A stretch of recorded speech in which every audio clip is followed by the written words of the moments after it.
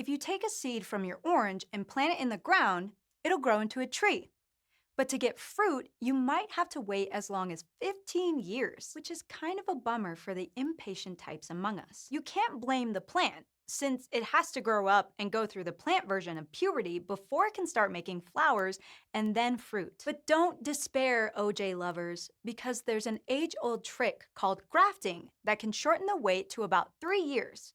And it can do all kinds of other things too. All you do is smoosh part of one plant into part of another plant, and you get a super plant, which seems awfully easy. But even weirder, it turns out to be a low-tech way of tinkering with a plant's genes. It just goes to show that long before anyone invented modern gene editing, humans have been finding ways to manipulate plants into feeding us on our own terms. Grafting is as simple as taking a root from one plant and sticking it with a shoot from another. With enough pressure and moisture, the two should fuse into one. It almost always works with plants of the same species, like between apple varieties, but it can sometimes work with different species. In fact, it can sometimes work between plants of different genuses, like pear and quince. If you take an older shoot from a tree that's already producing fruit and merge it with a younger root, the shoot maintains its mature state. This works with even minuscule shoots. In vitro grafting takes a shoot from a mature tree that's just 1.5 millimeters long and grafts it onto the roots from a just sprouted seedling. It's not only a shortcut to getting earlier fruit, it's also a way to get rid of citrus-infecting viruses. That's because viruses and other pathogens usually don't infect the very tips of a plant's shoots. This micrografting is a pretty recent development, but grafting in the more conventional sense is far from new. People have been using it for at least 2,500 years. No one is sure how fruit growers first came up with the idea, but they may have taken inspiration from a similar process that can happen naturally when the roots or branches of neighboring trees meet and fuse. What's going on, everybody? And shalom to the nation of Israel spread across the globe. Today we're going to deal with Romans 11. This is a chapter that many Christians use as a go-to chapter to prove that salvation is for everyone.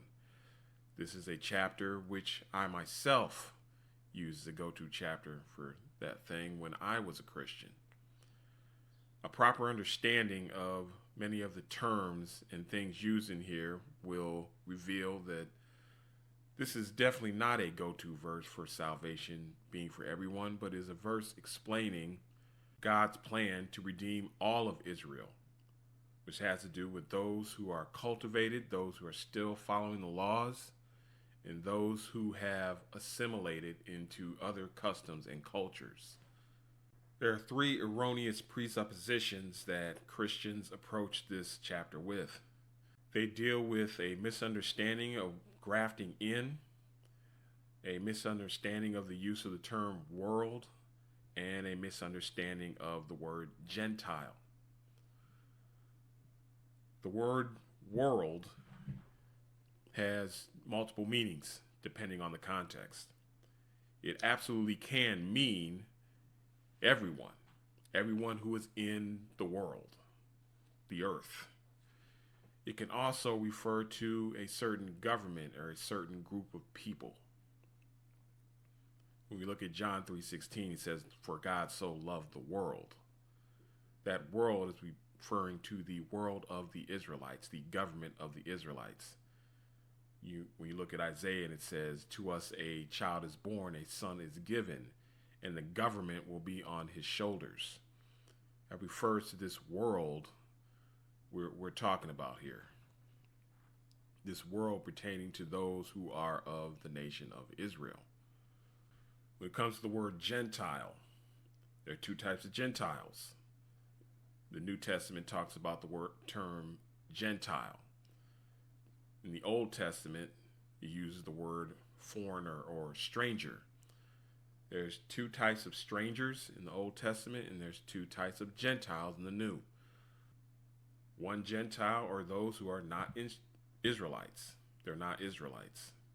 They are the heathen nations.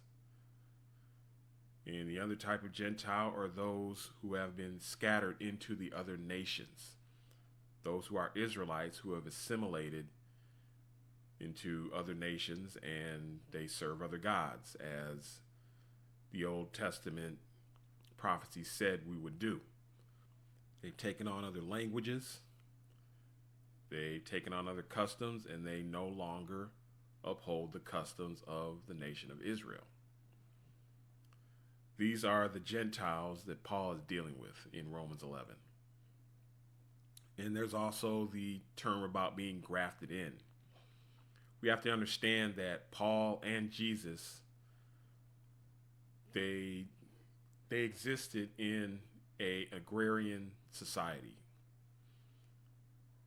And the Apostle Paul is using a botanical analogy when he talks about grafting. He's also talking about olive trees, or just olives. It's important to understand why Jesus came. Why is he here? What is he here to do? The Christians say, well, he's here to save everybody. But that's not what Jesus ever said. Jesus said out of his own mouth, I have not been sent, but for the lost sheep of the house of Israel. He said that the Son of Man had come to save what was lost.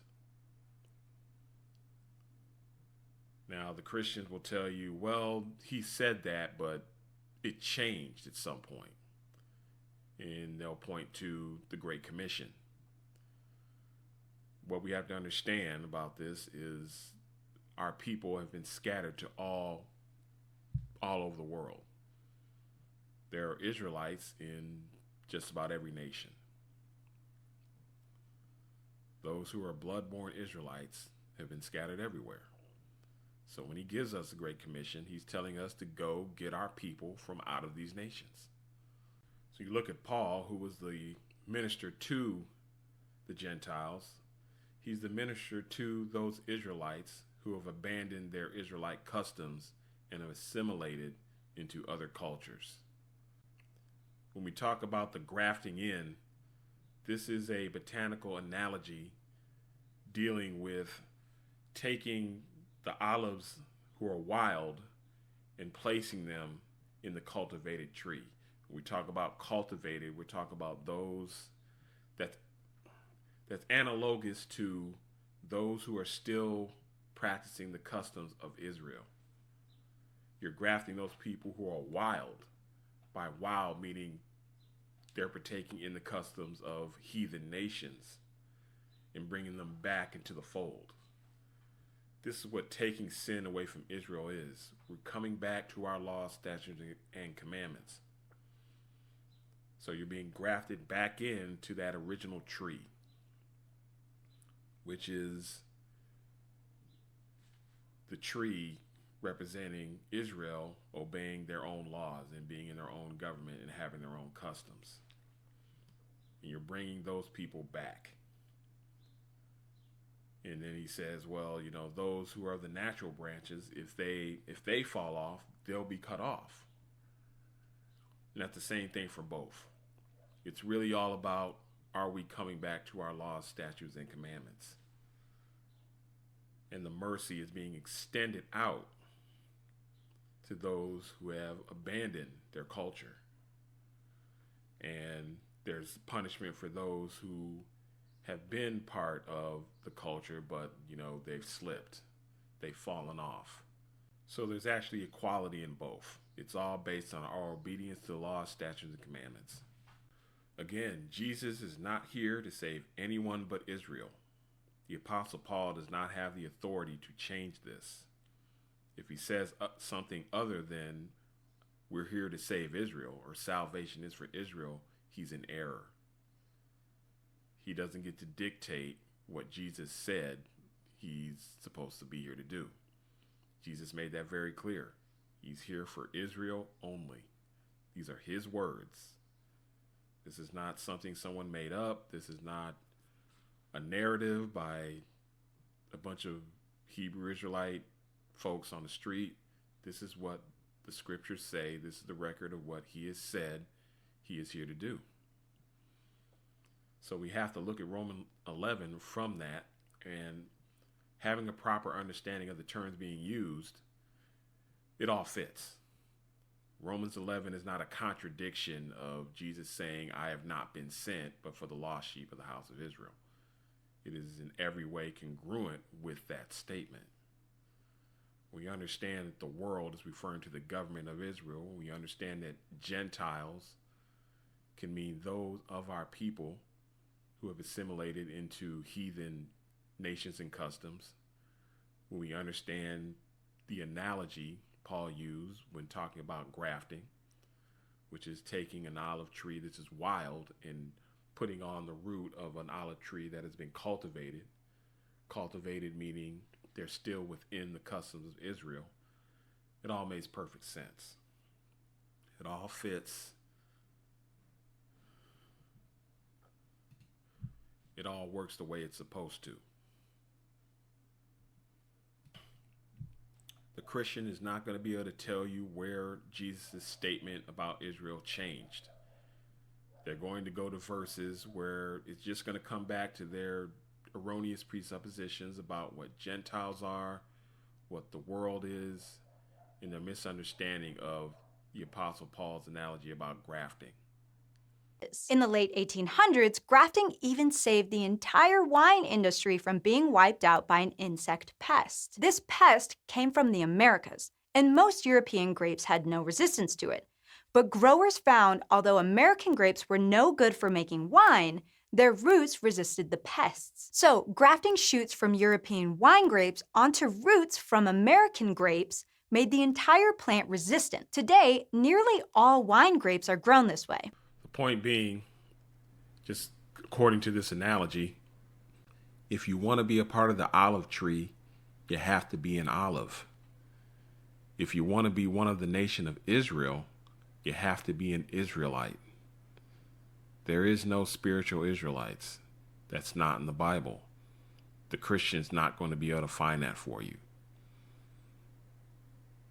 Everything Paul is saying in Romans 11, and even just in his letter to the Romans, is him talking to Israelites who are in Rome. Because there are remnants of our people in Rome. Just like there's some of our people in Ephesus, Thessalonica, Corinth, all these different places where our people have been scattered. And Paul and Peter and the other apostles were sent to reach out to these people and preach the gospel to them, because that message is for them and only for them. The Christian's not going to be able to prove this gospel is for anyone but Israel. Jesus never said it. Jesus said emphatically it was only for Israel. As much as the Christian wants you to believe that it's for everybody, which they have to believe, or their churches basically just go under, because why preach a message to people when it doesn't pertain to them at all? So they have to convince people that, yeah, it's for everybody, so that everybody can come to their church and they can have more tithers. But it's just not true. It's a complete lie. And don't let anyone tell you otherwise, because the scriptures, which record Jesus' own words, say Israel only.